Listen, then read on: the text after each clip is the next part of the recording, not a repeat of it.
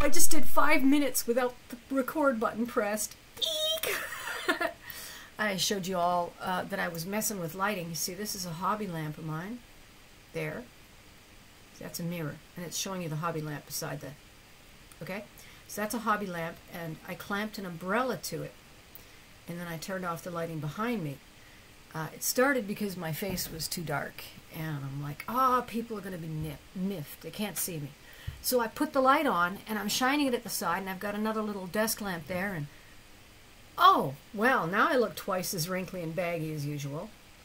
So then I remembered from my photography hobby focus days before I got too sick to get out and about that I had a reflector umbrella. Yeah. Reflector umbrella. So I thought, hey, let's try it. You know, it's pretty low quality reflector umbrella. It's worth about what I paid for it. But I really am not a portrait photographer, so I didn't have a whole lot of opportunity to use the reflective umbrella till now. Vlogging. And it's a curious thing. Sitting here messing with... See, look at me. I'm fussing with my hair. I've got this screen in front of me because the camera is just a Surface Pro with the dock tilted until the camera is aimed decently. So I've got my face massive right under the camera lens. So when I'm looking down below your face, it's because I'm getting stricken with my own face, and then as you saw, I wind up adjusting my hair or something. And that was the thing that I was going to say, was worrying about the lighting made me worry about my looks.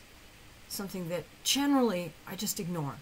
I mean, you know, if asked what I think about my looks, I'd say I think I'm a damn good looking woman for my age, or this thing's considering, or, you know, well, I'm no model, but I'm pretty pleased with my looks, or whatever. I'll say something positive and proud, confident, because I've always felt like a good-looking enough woman, even though when I looked in the mirror, I saw fairly plain, you know, crooked features and bad, you know, freckles and acne and whatever, and you know, the hair is too thin or too straight, or I could come up with as many reasons why I'm not good looking as you do for yourself. But they're irrelevant because nobody's looking at that. How long does it take when you get to know somebody before you stop seeing them? I mean, their face. You stop seeing their face and you just see them. Think about that a minute. The people that you love in your life, if you stop and look at them like they're the reflection in the mirror, you gotta admit, not one of them is, you know, going to be showing up on the cover of GQ. Well, maybe one of them. But you know what I'm saying? The people that we hold up as, okay, this person is beautiful. You know, actresses, actors. I'm not going to name names. You got yours, I've got mine. That person that you hold up as beautiful is extremely rare and extremely painted. This is a face with no makeup. It's not that I couldn't put makeup on, but, oh, man, I love to rub my eyes. And my eyes don't love the makeup. Just even the teeniest little speck gets in there, my eyes start to run, and the makeup wipes off, and I have to do it all over again. And then if you put makeup here, you know, give me that even skin tone that everybody wants, and believe me, I've got a whole box of makeup, then my skin starts to itch. And the next thing you know, I'm scratching it off. And that doesn't look good either.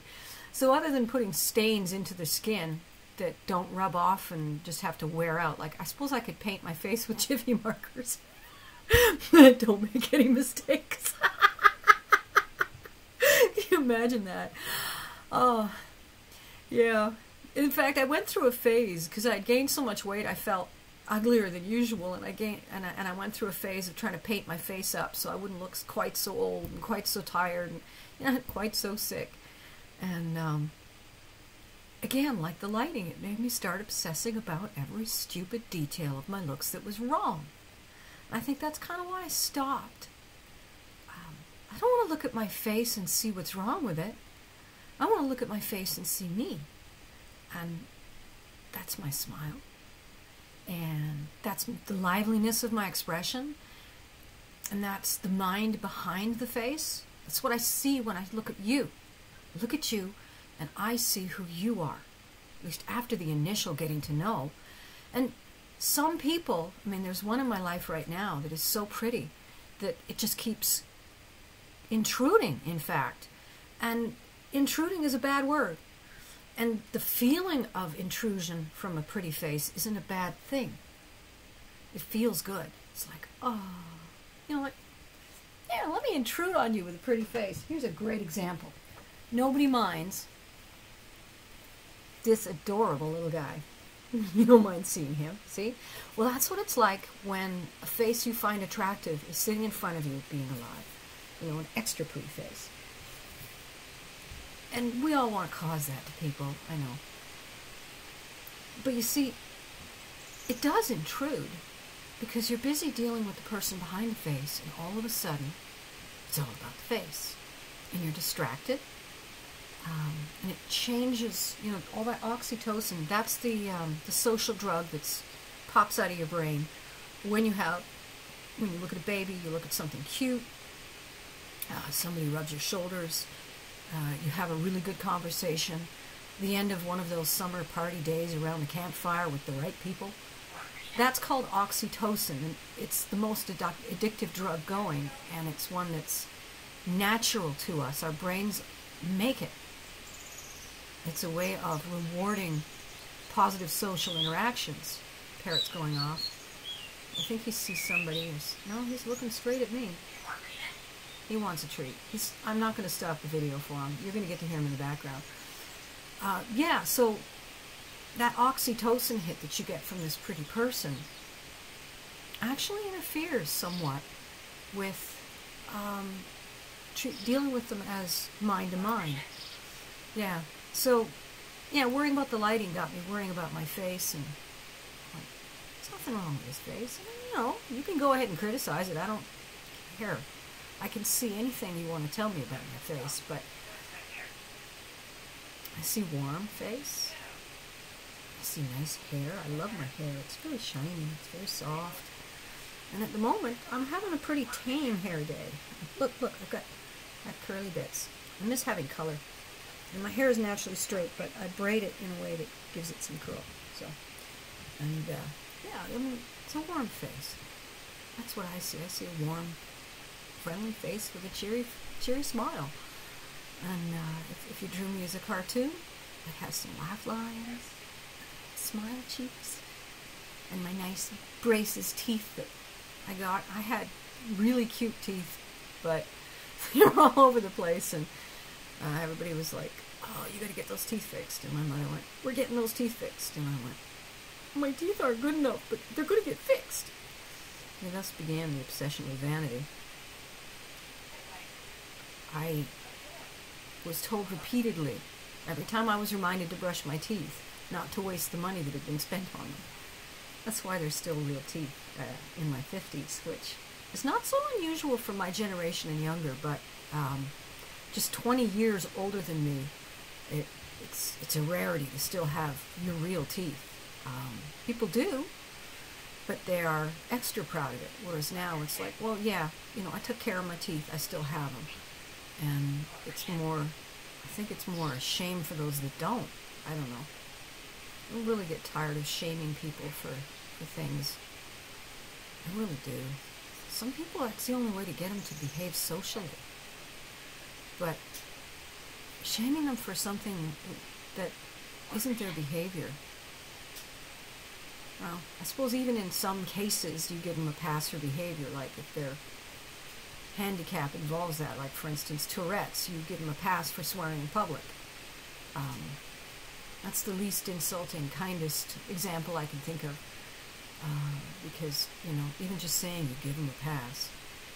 Speaking of that, how about that thing where you have to, in Canada, in order to win a prize in a contest, whether it's a lottery or a door prize or anything, possibly there's a value level at which it applies, because I think on a really small door prize it doesn't apply. But you have to fill out a math question. And they don't care how you get the answer to the math question. They don't care if you ask the guy next to you. They don't care if you yank out a calculator. They don't care if you can whiz it up in your head. But you have to be able to get the correct answer or you're disqualified from winning the prize. And this is a government law that's been around forever. And I'm thinking, does that mean that the government intends for mentally disabled people, folks who are intellectually disabled, intellectually challenged? What is the correct PC term these days? Happy to use it, just keep me updated. Because it changes, because it doesn't matter what term you come up with, the bullies are going to turn it into an insult. Retard used to mean he's just a little slower than that. That used to be a polite way of saying stupid. You used to have the term stupid, and it applied to people who were intellectually slower to catch up than the rest of us. And people were mean about it, so it became an insult. So you couldn't call someone stupid. Same, moron was another one of those things. So I think moron came along.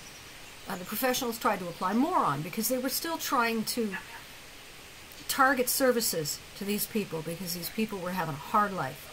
People were mean to them, and they didn't have the intellectual abilities to A, spot the assholes. There's one of those profanities. Spot the mean people, and B, deal with them correctly. And if they didn't have somebody didn't have their back, they were often in a lot of trouble. I mean, we like to imagine the idyllic village where the village idiot is actually just, everybody loves him because he's always ready to lend a hand. He's strong, he's happy, he's always cheerful, and you can count on him when you're having a bad day because he'll do something funny and you'll both have a good laugh and you'll buy him a beer and you'll tell him you love him. That's what we're supposed to do with these people. We're supposed to treat them like the treasures they are for the gifts they have. But, look at me getting emotional. We don't do that. Most of the time, we kick them. Well, I don't know. I don't. Someone out there is kicking them. A whole lot of other people are just too busy to care that he's getting kicked. I mean, if I see someone getting kicked, I step in every time. It amazes me when people accuse me of being one of those people. Because, I mean, I not only don't do it, I step in when it's happening. And then sometimes I'm accused of doing it for stepping in. It's the goofiest thing. Anyway, so for moron, we had moron, we had idiot, we had stupid, and all of these things were various times appropriate terms, politically correct. And then the bullies kept taking them and hurting these people and using these labels painfully until the labels were painful. And then we came up with a new one. And I was a kid in school when they came up with retarded. And retarded was supposed to be sciencey enough to explain to people that, no, these people can learn things. You can teach them things. They can acquire skills, but it takes them longer. They're slower. Their progress is retarded, as in, the scientific term of slowed down, reduced, but not stopped. And then the schoolyard bullies started throwing that word around. And then there was challenged. That was the next one. Intellectually challenged, mentally challenged. All of a sudden now, but, we've heard that term used now by the bullies until it's hurtful. Nobody wants to say, I'm challenged. I have challenges, but not, I am a challenged. We're still using it a little, I guess. I've heard it here and there. Disabled, another one. I am differently abled, not disabled, okay? But yet it's a disability to have autism and to be unable to maintain lucrative full-time employment or put money first so I always have enough to pay the rent or whatever it is in my makeup that's had me underemployed my whole life. It's a disability, and it's part of my autism. But it's also why I can sit here and riff on for 19 minutes and not run out of things to say. The quality of which I'll leave for you to decide. Yeah, so, where are we? Looks, being mean to people, singling people out. It doesn't matter what you point out. You point at it, and you say something mean about it, whether you do it to yourself or you do it to someone else. Whether you think that you're helping them fix themselves, you're, you're helping them do a makeover. Whatever your positive rationalization is, you're seeing something in someone. It doesn't matter. Because what matters is, what have they got to offer you? What can they do for you? Bullies know this. They spend a pile of money buying their friends because it works. That's what they have to give. If they didn't turn around and abuse their friends, they'd just be generous people. Get what I'm saying? But then they take that as a license to mistreat their friends, to keep them down. I still haven't figured out what it is about bullies that makes them put people down. I've read it over and over again, the shtick, the thing about they have low self-esteem, so everyone else has to have low self-esteem. But I can't get my head in to imagine what it would feel like to feel that way, because I've had low self-esteem, trust me on that one. I have felt smaller than the smallest flea on the tiniest mouse. But I couldn't see how making someone else small was going to make me feel any bigger. It would just make me feel even nastier and smaller. So that didn't work for me. I don't understand how bringing someone down, the only reward I could see in it is fooling yourself into thinking that you have bested them in some way. You are a champion of battle. You picked a fight, you drew the fight along, you dragged the person into the fight, and then because that person didn't want to fight you in the first place on account of your friends or married, you won the fight because they weren't fighting. At no point did they want to fight you, so they made it easy for you. So you buy them until they like you. Then because they like you, they won't fight properly. Then you troll them until you provoke them. And then if you can get them to say something hurtful, then you can get hurtful about it. Or if you can imagine that what they said was hurtful, you can get hurtful. And if not, then you can say something hurtful to them and provoke an emotion in them. And either way, you won something. And I guess it feels similar to the time that twice in my life, I fended off mothers with words. And one guy, it was all words. One guy, it was defensive postures, because I remember putting my arm up to block his arm as he went to stab me. The first time he tried to stab me this way, and I swayed like this. Let me tell you, yoga and stretching, it's good for you in a lot of ways. Makes you a little faster, makes you a little better balance, makes you a little stronger, makes you able to do that reflexively. He missed me, and then the second stab, he went like this, and my hand went up, and I'd been carting around 50-pound garbage pails every night as part of my job, so there was enough strength in my arm, and he was just a skinny little guy. Oh, his eyes went wide with shock. He couldn't believe it.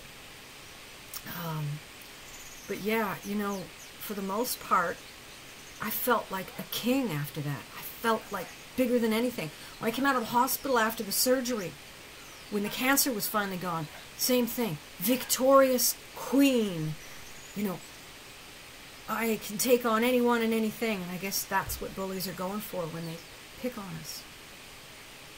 There you go. You just watched me develop an insight. That's what it is. They want that victory. I don't know how to apply that to dealing with them. I mean, everybody just says walk away from them, but they're everywhere. And you love some of them. And sometimes you're connected in a way you can't disconnect, like employment and family. See, or you own them. They're a bird.